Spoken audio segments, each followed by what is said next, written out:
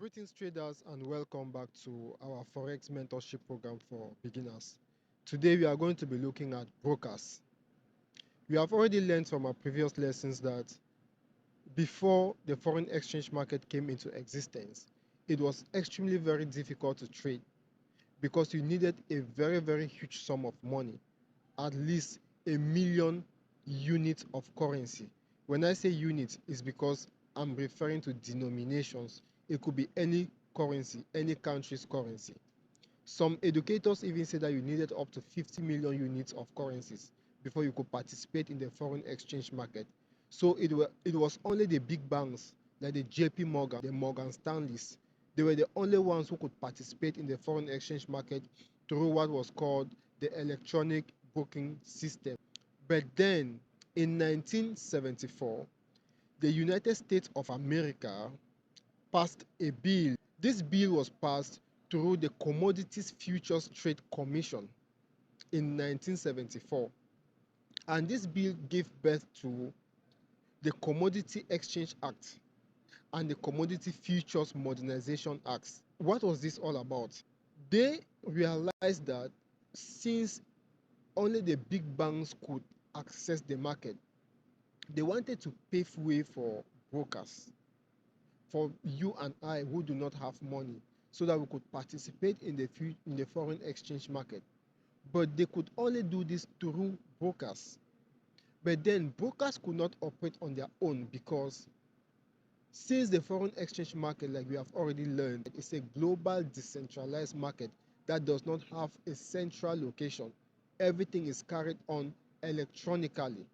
They believe that since they don't have an online police that can supervise traders or brokers, it will be very difficult, and it is very possible that these brokers could come up and put on malpractices against traders and make away with their money. So they came up with these regulatory bodies so that they could act as police to govern brokers, to give them instructions such that if they do not follow those instructions, they will not go into operation. And these regulatory bodies were established in almost every country. These regulatory bodies brought about discipline, brought about instructions and strict rules to which every broker has to adhere before they can go operational. So for a broker to go operational, it needed to be regulated. It needed to operate under the command of these regulatory bodies. And every country had their own different regulatory bodies. We are going to look at some of the regulatory bodies that exist in the world. For example, in the United States of America, we have the Commodities and Futures Trading Commission. That is a regulatory body that brokers have to operate under. We have the Financial Industry Regulatory Authority in the USA. We have the rest right down here. You can read them. I will share them in the group so that you can read them. And then in the UK, we have the UK Financial Service Authority. These are regulatory bodies. Before you can operate as a broker, you have to operate under their strict regulations. They act as supervisors. They supervise whatever it is that every broker is doing so that brokers do not make away with traders' money. We have Turkey.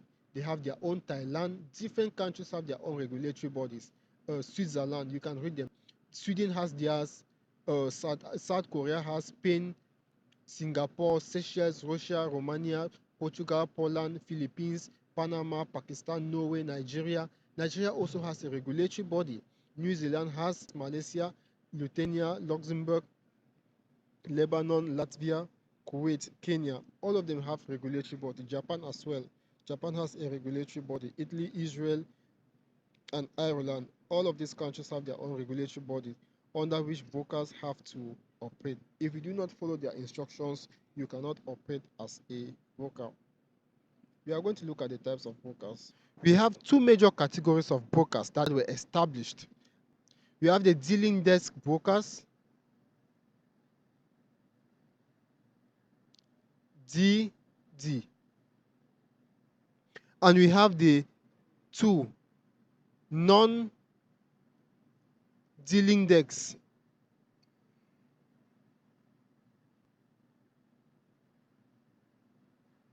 Non-dealing desk brokers, ND. And these non-dealing desk brokers are called the ECN brokers. ECN stands for Electronic Communication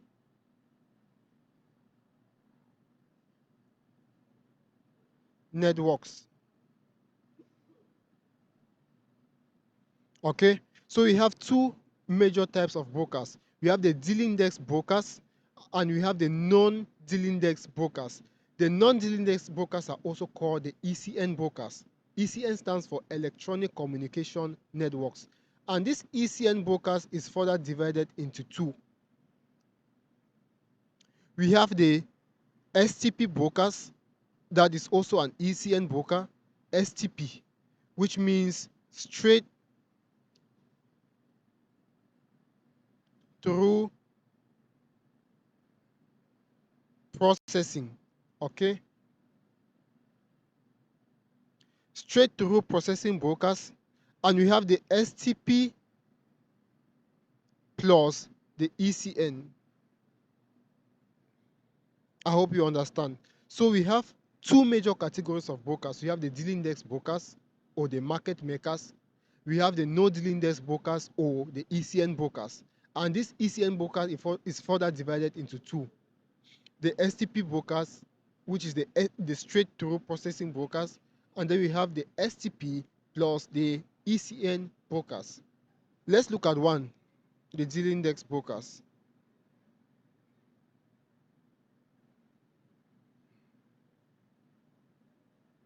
The dealing desk brokers are also called the market makers.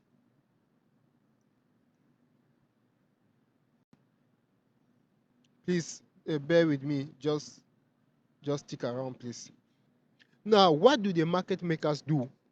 What they do is, remember, brokers are intermediaries. They stand between us and the banks, the big banks.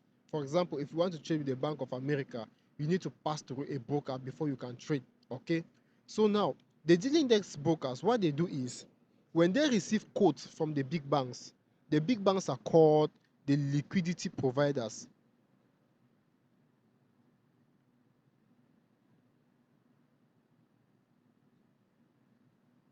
Or LP, because they provide quotes for different currencies.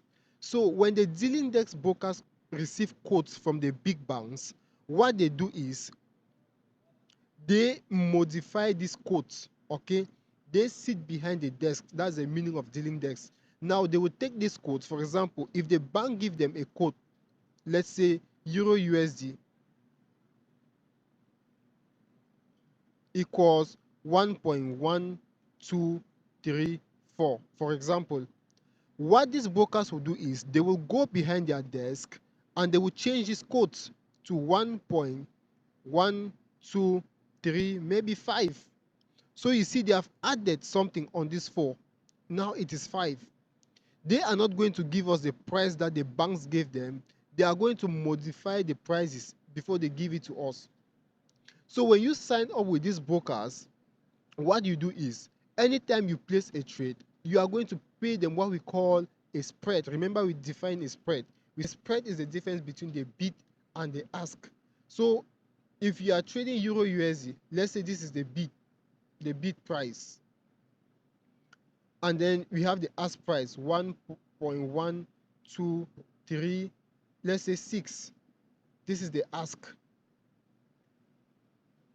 which means you are willing to buy Euro USD for this price and you are willing to sell Euro USD at this price.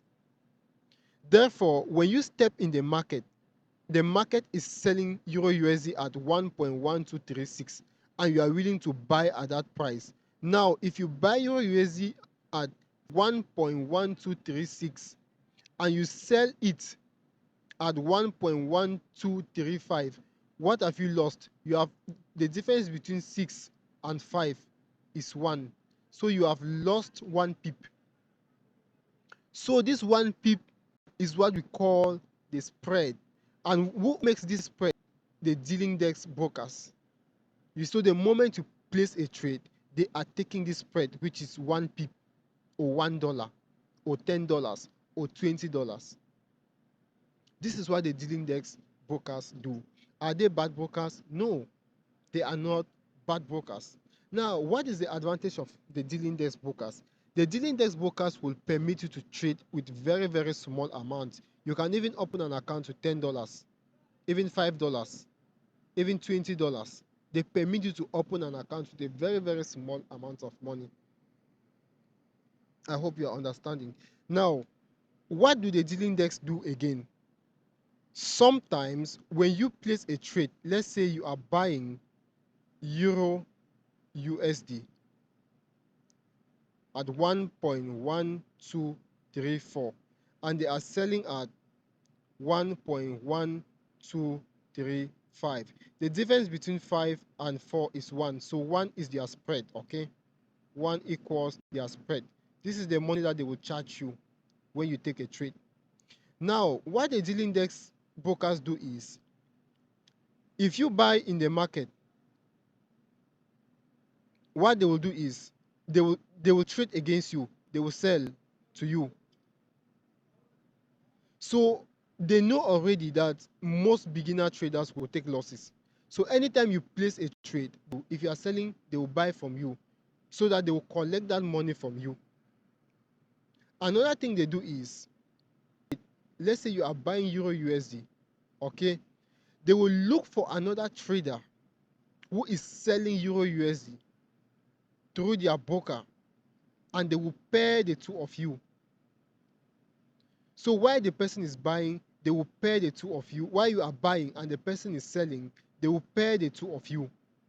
Another thing they will do is, if you are buying a currency pair, they will look for another seller who is in another brokerage firm, okay? And that brokerage firm also is a dealing desk brokerage firm, and they will pair the two of you, okay?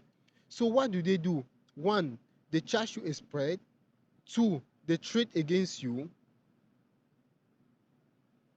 3, they pair you with other traders from the same brokerage firm, okay, who are also dealing desk brokers. They will pair you with them.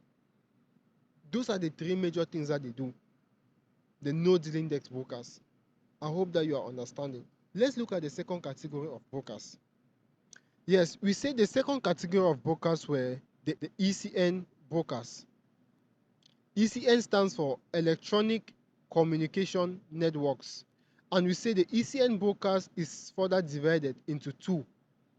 The STP brokers and the ECN plus STP brokers. Now, what is an ECN broker? An ECN broker is a non-dealing desk broker, non-DD, which means we said already that the dealing desk brokers charge you spread, the difference between the price at which you want to buy and the price at which you want to sell. Now, the ECN brokers, what they do is they don't charge you a spread. What they do is they charge you a commission.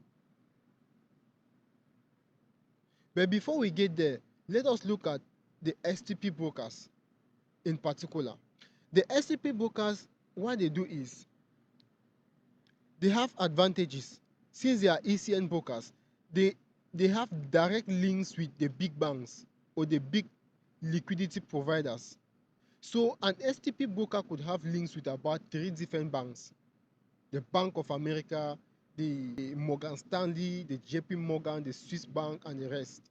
So when you place an order through an STP broker, what an STP broker does is it will scan the market. Any liquidity provider that is giving the best exchange rate, the STP brokers will collect that best exchange rate and will give it to you as a trader. I hope you get it. So their job is to look for those banks or those liquidity providers that give the best exchange rate. Now, we said already that before these brokers came into existence, there was a regulatory body that was established to govern them. And this regulatory body gave them instructions to follow. And one of the instructions that was given to the STP brokers is, if you take quotes from the bank, feel free to add a price on the quotes. You are not doing charity work.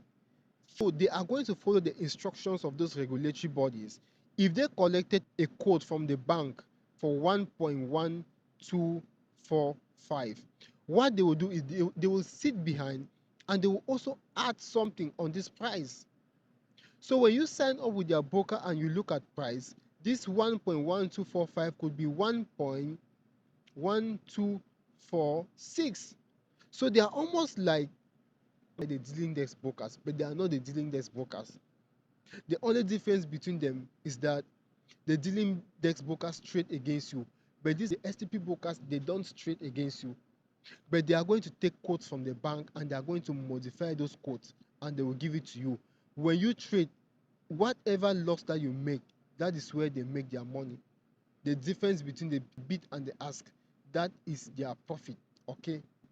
Now let's look at the third category of the broker. The third category, which is also an ECN broker, is the EN plus STP. Now this is one of the best. This ECN plus STP, what they do is they don't charge you a spread. And these ECN plus STP brokers, when they collect quotes from the bank or the liquidity providers, they give it directly to you. So when you sign up with them, whatever price it is that you see on their website, that is the price that the bank is giving to them. They give you the same quote, direct quotes that they receive from the banks or the liquidity providers. They don't change anything. Okay? But you may be wondering, so how did they make their own money? The thing is, when you trade, they charge you a commission. Nothing is free, okay? It is a business structure. They are going to charge you a commission. So if you take a trade, let's say you buy GBP USD, okay, and then you make a profit of $10,000.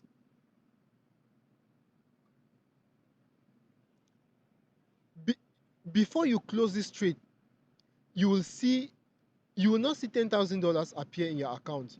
Maybe you see 9,500. It's not this much, okay? It's just an example. You see $9,500.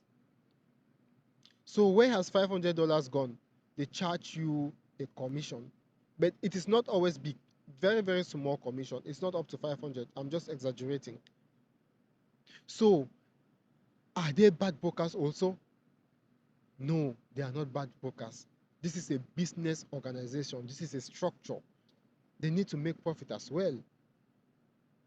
But the truth is that the ECN plus the STP brokers are the best brokers. Now, when a broker trades against you, it is called B-book execution. Okay? When a broker trades against you, if you buy from a broker through a broker and that broker in turn takes a trade against you or sells to you, that broker is B-booking you. Now, when a broker B-books you, we say the broker is internalizing risk.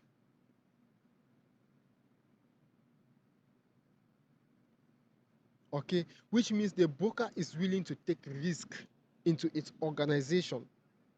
It means the broker is accepting to take risks because you could make money from them. They could lose their money. So dealing desk brokers accept risks when they trade against traders. And now, when you are trading with them, they have a history. They know traders. They know what you have been doing if you have been trading with them. When you step in as a new or as a developing student, They know that you are going to lose your money. So for the most part, they are always going to trade against you and you will lose money to you. They will be like, what if you give this money to some other person? Why not give the money to them? So they will trade against you, okay? Are they bad brokers? We are going to look at that. Now, the second category of brokers, the ECN brokers, okay? Those brokers who connect you directly to the banks, the STP and then the ECN plus the STP, they are called the A-book brokers. They are called A-book brokers because they route your orders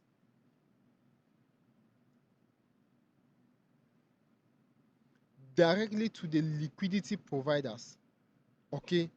Anytime you place a trade, they don't trade against you. They take your order and they link you directly with the liquidity providers, the big banks. So they send your orders to the big banks directly. They are never going to take a trade against you. No. Only the dealing desk brokers take trade against traders. The no dealing desk brokers, who are called the A-book brokers, they don't take trade against you. Now, this is what happens. When you become successful in buying and selling, when you become a good trader and you are using a B-book broker, remember, don't get confused. ECN brokers are called A-book brokers because they connect you directly with the banks. They route your orders directly with the banks. Dealing desk brokers, DD brokers, are called the B-book brokers because they always trade against you. Now, when you are using a B-book broker or a dealing desk broker, when they realize that you are becoming profitable, you know what you are doing, they don't want to take the risks. They don't want to trade against you. So anytime you place a trade, they are going to connect you directly with the banks. They will look for an A-book broker and they will connect you directly. They don't want to risk their money. They don't want to risk their organization structure because they know that you know how to trade very well. They look at history. If this person is a good trader, we are not going to trade against him or her. We are going to connect this person directly to the banks, and this is called A-booking. I hope you understand. Now, let us look at something. Are brokers bad? If you were to choose between a broker, I've named 3 of them. Which one will you choose? Will you choose the dealing desk brokers, also called the B-book brokers? Sorry, the B-book brokers? Or will you choose the ECN brokers or the ECN plus STP brokers, also called the A-book brokers? Which one will you choose? Which one of them is bad? The truth is, there is no bad broker and there is no good broker. You are the bad broker or you are the good broker. If you get good at this skill, you are going to be a good broker. You are going to know how to trade very well, and brokers will not even be a problem. But there is a way you can choose brokers. I am going to show you how you can choose them. Look for brokers that are regulated. We already talked about organizations that regulate brokers. We have talked about them, like the United States. Now, what this organization do is every time a broker does not perform well, you can report that broker to these bodies. On these bodies will penalize those brokers. Look for a broker that is regulated. Look for a broker that has a physical location. Look for a broker that has history of existence. A broker that has financial backup. A broker that has support. A broker that has easy withdrawals and easy deposits. Those are good brokers. The IC market is one of the best brokers that I've been using out there since I started trading. I think this is the only broker that I've been using. It's very good. They have a very strong support team. They are always online 247. You can get them. Very, very responsive. You deposit very fast, you withdraw very fast, your executions go very fast. And the truth is, they are ECN brokers. You see, they don't charge you a spread. Zero spread. Zero spread. They don't charge you a spread. They even have a leverage of 1:1,000. This is a very big leverage. You don't have to use it. You see, 247 support, dedicated support. I can attest to this. They are very, very responsive. If you write them within 1-2 minutes, someone is there to reply to you. So, and what again? They have a trading platform. See, zero spread. This is what they do. Average execution speed under 40 milliseconds. Very, very fast. And they have trading platforms already. The MetaTrader 4, the MetaTrader 5, and the C Trader, both the PC version and the Android version. So they are very, very good. I can attest to this. And this is the method of payment. You can use Visa, MasterCard, PayPal, Skrill, Nestella, and they accept all of this. You can also withdraw through all of these methods of payment, the same methods of payment. So when we start trading, we are going to create accounts with these brokers, and you will understand how they work. This video is very long, but I'm sure that you were able to learn something, okay? So this is what we see traders. If you place a trade,